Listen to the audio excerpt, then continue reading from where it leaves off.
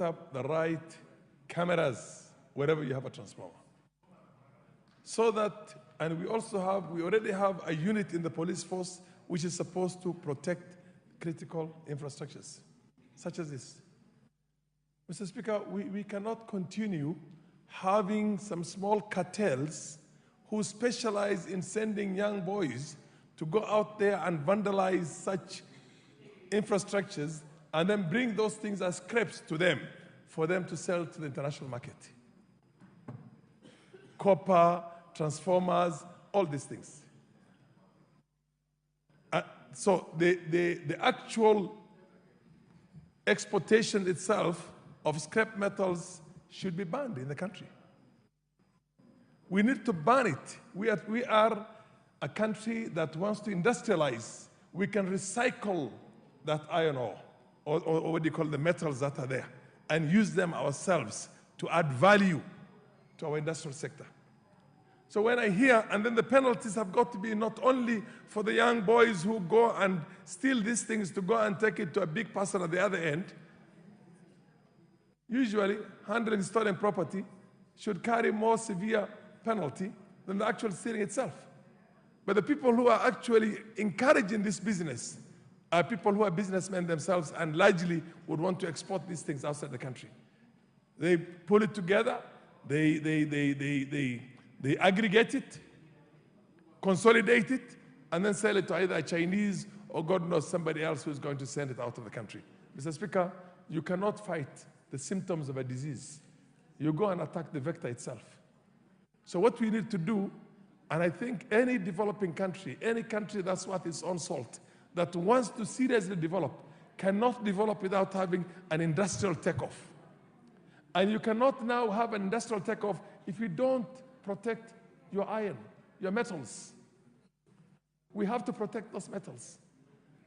The other thing, Mr. Speaker, we're already talking of having power outages and sometimes not getting our electricity because of this kind of thuggery and burglary or the stealing of these things. The famous princess, when we had the French Revolution, said, if they don't have, if there's no bread, why not eat cake? For somebody now from other parts of the country other than northern Kenya, the adage befits very well the state we're in. We don't have the national grid in the whole region. The only places we have the national grid is up to Isiolo, a little bit past Isiolo, and on the other hand, we have it only up to Garissa. And beyond Garissa, we don't have the national grid. We don't have electricity. We don't have connections. All these things that you talk about, the last mile connections and all those things, are basically news and music to our children, our students, and our mothers and fathers, and young mothers and fathers. So it's important also, while we are talking about these things, to understand the need to take this development to the four corners of this country. And the only way to take it to the four corners of this country is to disabuse, Mr. Speaker, is to disabuse this very village concept of trying to reduce this country into villagization of politics. Politicization of every small thing. Mr. Speaker, when I was in the 10th Parliament, we passed what was called the Equalization Fund. The principle and the idea behind the Equalization Fund was that those old and northern frontier districts and the contiguous districts who were a buffer zone for the center, who were left out of development right from the colonial days up to the time when we got independence. And after independence, after we got independence, then we had the Social Paper number 10 to continue that institutional marginalization of those areas. And we've had, at the time we were passing our own Constitution 2010, we had all those years, from the time we became a colony and protectorate of Kenya, up to the time we got independence, and up to the time we had 30 years later, over 100 years of systematic government, institutional marginalization of those areas. In the shortest possible time, to begin with, we ended up with a very small amount, 0.5% of the annual revenue. 0.5% for all those 14 counties, 16 counties that had, or 14 counties that were essentially under that. Garissa, Wajir, Mandera, Lamu, all the way up to Isiolo, Marsabit, Turkana. I mean, those were the original things. But then these were expanded now to call it the ASAL areas. Areas that did not suffer the way we suffered ourselves over that period of time. So it was watered down. It was going to have very little effect. And then we went further and said that we're going to look for marginalized pockets in the rest of the country. Kenny, you get my point? Even in the major urban centers, we were looking for that. The idea is very simple. It's a way of trying to make sure that this country does not remain a united Kenya republic with one nation and one people called Kenyans. Nobody is going to accept to become a second-class citizen in his own country or a third-class citizen. These are recipes of a period of time for revolutions. For revolutions. So when I see today people talking about 1 mile, 1 vote, 1 man, 1 woman, 1 vote, absolute nonsense. You can't get any more dimwit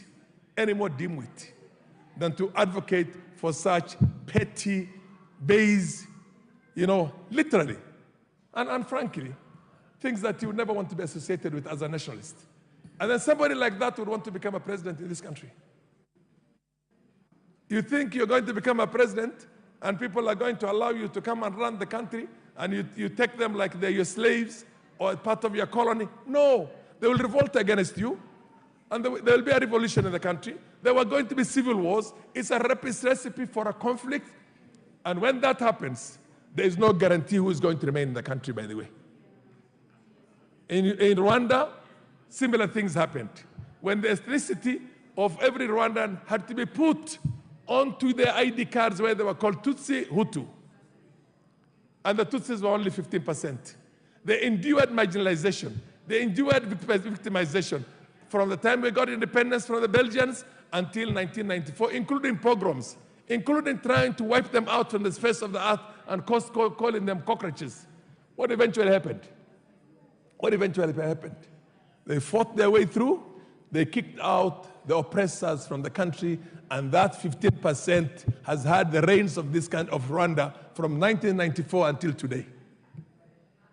If you read the history of Uganda, a country like Uganda, and you see the kind of things that used to be done to the Banyankole, the Bahima, the Bachiga, those people of the West, the Batoro, because the conflict used to be between the Northerners and the center, the Baganda, and what you call the Northerners who are basically Nilotics. Whether it was the Kabaka side or it was Milton Obote, Brigadier General Okero, Tito, and all those ones. But eventually, when they could not endure, somebody from the north comes in, he gives them hell. Somebody from the other side comes in, he gives them hell. Basically, they were the punching bag for everybody. Now, in a sense, the minorities in this country cannot accept to become a punching bag for anybody, regardless of whether you consider yourself a majority or not. Mr. Speaker, can I beg you to just give me a few more minutes, like 5 minutes? You'll have 2. I have 3. No, thank you. I said you'll have 2. Mr. Speaker, and it's precisely in line with that. Let's read history. If you think you can enjoy life, you can have tarmac roads everywhere, you can have water everywhere, and the others are going to live like they are in, the Red Indians of the olden days. You know what I mean? And the Maasais are still going to be all their lives in shukas, and basically, they're there as a tourist attraction, nothing more. And you don't think that they're any more equal to you, then it doesn't work, Mr. Speaker. It creates that kind of a revolution. And the country will go to hell. So we are lucky we have not had a violent conflict or a civil war in this country. The day it happens, we've had it all around us. We've had it in Uganda, it's there in Sudan, it was there in South Sudan, it was there in Somalia, it's now happening in Ethiopia in a manner you cannot imagine. It's happened everywhere except Tanzania. The only neighbor that has not gone through that is Tanzania. Why? Tanzanians, you look at the history of that country, the first leader of Tanzania was a Zanaki. The people are no more than 100,000 population. The second leader, Mkapa, Nyerere was that, comes from a small minority in the south. The third leader, remind me the name? Was also coming from a small, he comes from Bagamoyo, he's a Kikwete, Jakaya Kikwete. He's a Mkwere. The Kwere is about 30,000. Suluhu, as we have right now, you can imagine. Magufuli from small, you can only have a nation. The only guarantee for the future stability and existence of a country called Kenya is that kind of politics. Is that kind of politics. Not the politics in which you say, I'm going to use the impurity of my own, what they call numbers, you get tyranny of numbers to suppress everybody else. 1 minute, Sika, any chance? You're going to need 30 or 1 hour? Okay. Okay, thank you. You can't have that. You can't have that. Because these are men. You know, a man, I am a man. Man is a mankind. I'm not talking, I'm a man, I'm a woman. That's what the African Americans were fighting for when they were going for emancipation way back in the South. They just said, I am a man. If you remember in Selma, Montgomery, and all that. Now, for you to think that any community is any less worth than you, and we all came from colonialism, we came from all that slavery and everything else, we should know better than that. We should know better than that, because a small minority whites colonized us for 70 years and subjugated us. You get my point? They were removed, both by our own efforts and the global effort itself. Let's unite this country by having fairness, equity, equality, more than anything else, equity. Thank you very much, Mr. Speaker. Thank you. Member for Jororok. Thank you very much, Mr. Speaker, and I rise to support the Statute Law Miscellaneous Amendment Bill of 2023. Mr.